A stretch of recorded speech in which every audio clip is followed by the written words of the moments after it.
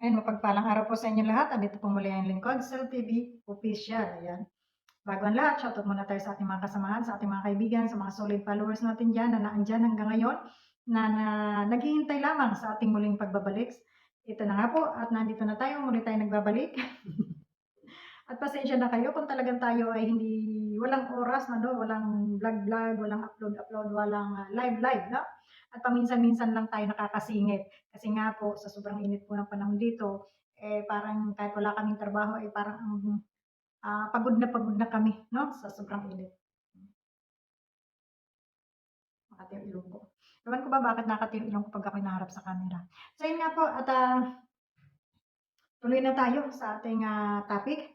At yun nga, nakita natin na grabe yung basher ni Beyonce, kalalaking tao, no? Si Manong, yung nandyan sa ating thumbnail na grabe kung makapanlait. Kaya sinagot na siya ng ating baby Beyonce na, alam niya na, lumaban na, palaban na sa mga basher, no? Hindi naman masamang ipagtanggol natin ang ating sarili dahil sobra naman din yung kanilang mga pangyuyurak at pangbabas na wala namang ginawa sa kanila. So ikaw Manong, ikaw kuya, tingnan mo yung ilong mo na nakabuka, no? Nakabuka na lang. Kung makapanglait ka, wagas. Tingnan mo yung ilong mo nga parang bunganga ng ano, parang bunganga ng dragon, bunganga ng buhaya, na pero yung nakabuka, nakanganga, no? So, pag manlalait po tayo, tingnan natin kung yung sarili ba natin ay hindi ba mukhang kalait-lait din, ano? Tingnan niyo itong mga bata na to. Itong mga bata na to, tahimik lang, di ba? Walang ginagawang masama sa inyo. Na binablog lang sila, umaarte lang sila sa harap ng camera para may mapanood yung kanilang mga viewers at solid na mga taga-suporta para doon lang sa may mga gusto sa kanila. So, bakit ninyo nilalait ng sobra? Kung ayaw niyo sa kanila, madali lang naman yung problema niyong solusyonan. Huwag niyong panoorin. Pero bakit kailangan panglaitin ninyo? O ayan tuloy. Natuto na pong lumaban itong ating baby Beyonce, ano? Di ba? Si YP. Ayan, marunong nang lumaban si YP. No? Sinasagot na niya yung mga basher. Ano naman yun, para at least kahit pa paano naman, ay madipinsan din naman niya yung sarili niya. Ano? Na hindi lahat ng panahon ay bait-baitan tayo. No? At sobra nang inaabuso ang kabaitan nitong mga batang ito. Doon sa mga basher, move on na lang kayo. Mag-move on na lang kayo. Hindi na kayo makamove on, ang tatandaan nyo na. Yung mga bata, yung inaano nyo, yung labding-labding lang nila para lang pa sa pansuporta sa kanilang mga pag-aaral, no? Masyado yung siniseryoso. At saka ito si Manong siguro may gusto to kay Beyonce. Kasi kalalaki mong tao, no? Kalalaki mong tao, kuya, huwag kang manlait. Sobra yung panlalait mo. Kakatas ka ng kilay. So, tama lang yung ginawa ni Beyonce na sumagot doon sa basher, ano, matutong lumaban. Hindi na uso ngayon yung, ano, yung binabaril ng ngayon sa plaza yung mga martir, no? Huwag kayo magpaka-martir. Unang-una, hindi kayo nila pinalamon para kahit ano na lang sabihin nila, ipayag lang kayo. Lumaban kayo, ha? Doon sa mga angels dyan. Sumagot kayo pag sobra na. Kasi, hindi naman sila nagpapakain sa inyo. No? Kung makalait wagas. Diba? Parang, easy-easy na lang kayong ganun-ganun. Pag nilait kayo, laitin nyo rin. No, hindi ganun. Kasi wala naman kayong ginagawang masama. Diyan. Nagpapasaya lang kayo ng inyong mga followers, nagpapasaya lang kayo ng inyong mga viewers. Pero bakit itong mga manlalait na ito, mga hindi makontento sa mga sarili nila? Kumbaga siguro ang papangit nyo, kaya magalit kayo sa magaganda, no? So nakakatuwa kayo, no? So ayan, tuloy lang yung love team ng Edo at ng Beyonce, ni Beyonce, ng YP at saka ni YP niya, ano? So, di ba? I-enjoy na lang natin yung ating panonood kaysa naman tayo ay mangbas pa ng bas. Kayo pala dyan, hindi ako ha. Kayo dyan. No? Pabira itong mga to. Hindi ba kayo nasisiyahan pag may taong masasaya? Alam niyo, ugaling demonyo yung ganyan. Yung hindi sila masaya pag may taong umaangat.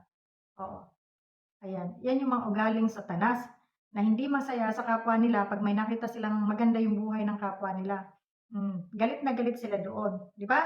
O, yan yung mga ugali ninyo. Kaya hanggang sa kung ano-ano na lang yung pinagsasabi niyong panglalait dito sa mga ito na wala namang ginawa sa inyong masama. Mamatay lang kayo sa inggit dyan. Di ba? O, di ba? O, ayan. Lalo kayong pinasilos ni Edo. O, nagtapat na kay Beyonce. May paring-ring na sila. Naiinip ng ating Papa Eds na no? Na umabot ng 18. Sana daw bukas maging 18 na siya. O sinong nag-enjoy dyan sa panonood sa love team ng Beyonce? Ayan, enjoy lang po ha. At doon sa mga hindi naman nag-enjoy, sorry na lang sa inyo. No? At saka doon sa nag-enjoy sa DJ, yan, sa Dan Joy. Shoutout sa mga nag-enjoy sa Dan. Oh, shoutout din po sa mga nag-e-enjoy sa Danjoy diyan, ayan. At, malakas ang, Danjoy. Lahat naman ang ano, Jongcar, EDSI, Danjoy, suportahan po natin lahat yang mga yan. Wag naman po tayong i-comparison, mahina si ganito. Kasi kita niyo magkakasama yan, Tapos itong may nag-comment pa diyan, wala akong internet dito, hindi ko maipakita sa inyo. May nag-comment pa dun kay ano, kay Carla, 'no, na wag daw isama-sama si ano, si Joy nga ba? O kaya kasi ano, may crush daw si Diyos ko, ano na ba yung mga utak ninyo? Alam niyo ang tatanda niyo na, 'no? Ang tatanda niyo na, mga bigatla pa kayo, 'no? Yung mga bata magkakasundo, pilit yung pinag-aaway, mga bastos 'tong mga gurang na 'to, 'no? Manood na lang kasi kayo, i-enjoy niyo na lang. Kung ayaw niyo dun sa isa, wag na lang kayong magsalita at nang hindi kayo mabastos din. Gusto niyo babastusin din kayo, kasi mga bastos kayo, eh, 'di ba? Babastusin kayo ng mga bata kaysa sa inyo. Hmm. Kung hindi na lang kayo ma-enjoy sa inyong pinapanood at talagang yun pa kayo. Diyos ko, basta wala kayong problema, binibigyan niyo ng stress yung sarili ninyo. Ano ba yan? Lalo na dun sa nag-comment, ano ngayon, pahiya ka. Ayan, pinost pa yung butas ng ilong mo dyan, nakalaki-laking nakanganga, parang bunganga ng buhaya, no? So, bago ka mamintas, bago ka tawag nito, manlait, tingin-tingin sa salamin. Baka wala kayong mga salamin, sabihin nyo lang. Bilhan ko kayo ng salamin, ha? Ito, mga pasaway kayo, Hmm. Hindi na lang i-enjoy yung sarili nila at talaga nakikipag, sa Facebook, ay Diyos ko, ang daming basher talaga. Itong mga basher na 'to, may inahin ata nito, nangingitlog, ba't biglang dumadami 'tong mga 'to? Comparison nila si Carla, si Joy, si Beyonce, kung alin yung maganda, alin yung matalino. Hindi niyo ba alam magkakasama yang mga nag-aaral, beneficiary ng Kalingap, kaya suportahan na lang po natin lahat yung kanilang mga labtim-labtim dahil inuulit ko ng paulit-ulit na yung mga labtim nila na yan, iyan po yung pinagkukunan nila ng kanilang mga pantuition, pambili ng gamit sa school, pambayad sa kanilang apartment, pagkain nila, diyan sila kumukuha sa kanilang mga vlog na yan. Kaya dun sa hindi man kayo kiligin, ay wag na lang kayo magsalita ng hindi maganda, panuorin nyo na lang at kung ayaw nyo naman ay diwag nyo, hindi yung nakakasakit kayo ng damdamin ng mga kabataan na wala naman yung ginagawa sa inyo. Matatanda na kayo para anuhan pa kayo ng ganyan, ha? Yung iba dyan, nakikita ko mga senior citizen na. Umayos na kayo. Diyos me. Hindi ba pwedeng lahat suportahan nyo? Hmm.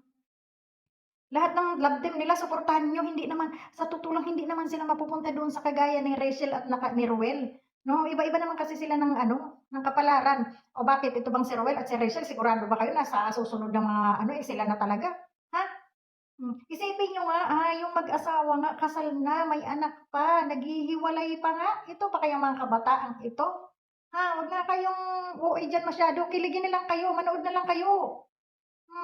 Hindi yung kinikilig na nga kayo, nambabas pa kayo, imbis na ma-enjoy kayo, kinukonsumisyon nyo yung sarili ninyo, di ba? O anong tawag sa inyo, mga tsunga? Oh. Tapos pag kayo nagantihan ng mga reaktor, sabi niya mga reaktor ang nagpapagulo. Sus, Mariose. Ayan, pasensya na po kayo sa akin at ako'y chill-chill lang dito sa aking duty, no? Lahat sila'y nagbakasyon, ako lamang po ang hindi nakabakasyon, anak na tila pa. Sabi nung nurse kanina, ano magbabakasyon ka? Bakasyon tayo ng 2 linggo. Ay sige, magbakasyon na kayong lahat. At ako na lang maiwan dito sa clinic. Di ba ga? Oh, anak na pusa. Bakasyon silang lahat. Ako, nag-i-enjoy lang ako sa panonood dyan ng mga EDSA natin dyan, Jomcar, ano to, tawag nito, Danjoy, o di ba? Ngaling-halik kong sapukin si Kuya Brooks, nakakabwisit. Pinaiyak mo si Joy. Kuya Brooks, umayos ka.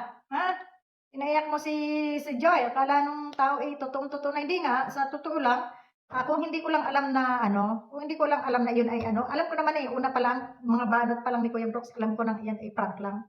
No? So, yun, pero hindi nakapaghanda yung ating angels, no? Kawawa naman, napaluha tuloy. Isip-isip niya siguro kung ito ay talagang ganito talaga, hindi prank. Diyos ko, puro day ay napakasakit sa dibdib. Ikaw, Kuya Brooks, umayos ka, ha?